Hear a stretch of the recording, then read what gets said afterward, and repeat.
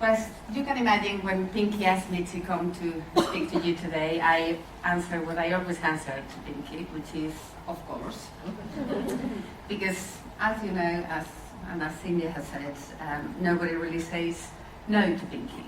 And I certainly never, ever say no to Pinky, to the point that even my husband is jealous of Pinky. And there was this one occasion, I think Joe, who is somewhere there, will know about it, when my husband asked me to go to one event and I said no, and to be fair to me, it was an incredibly boring event. You are trying to guess which one it was.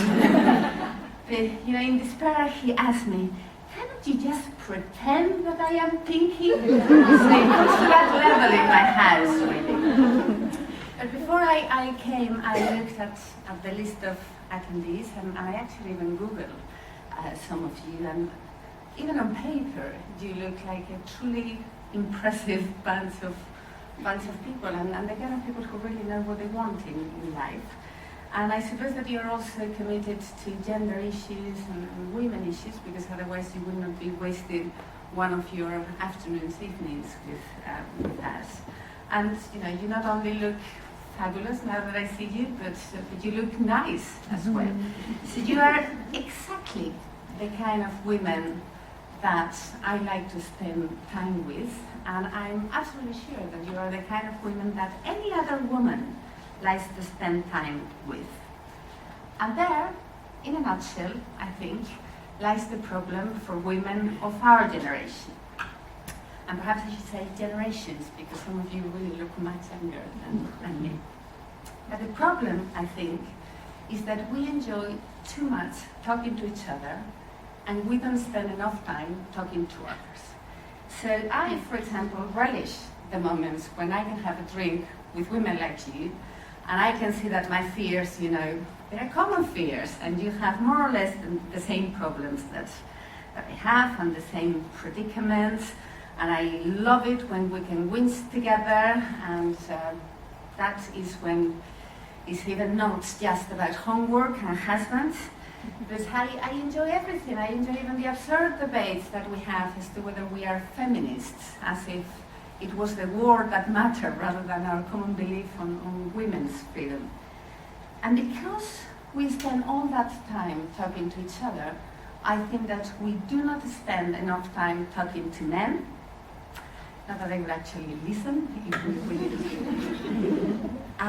We spend even less time, I think, talking to girls, and virtually no time at all talking to young boys.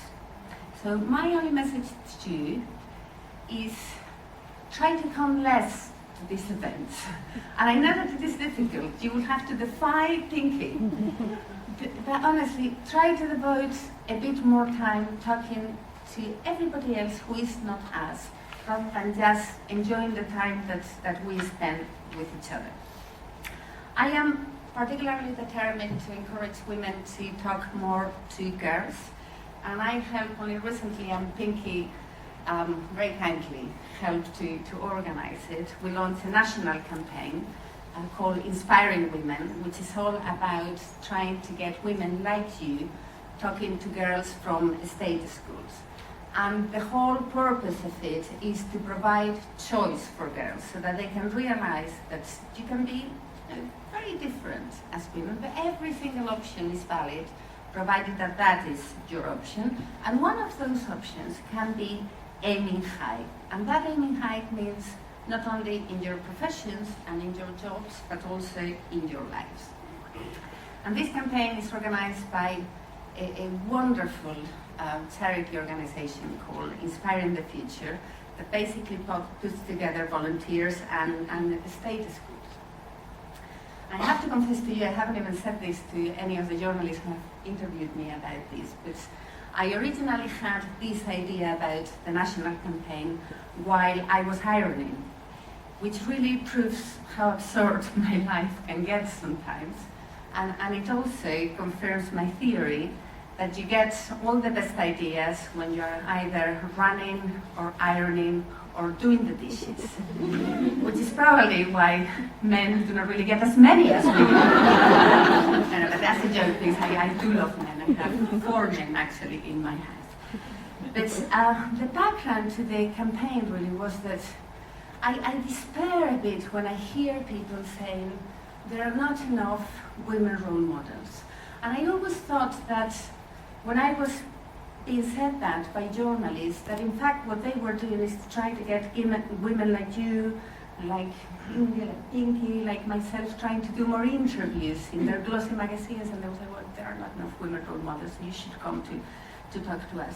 But I was truly shocked when recently I read a very well-rehearsed report from the Girl Guidance, and they said that 55% of girls between 11 and 21 years old feel that there are not enough women role models.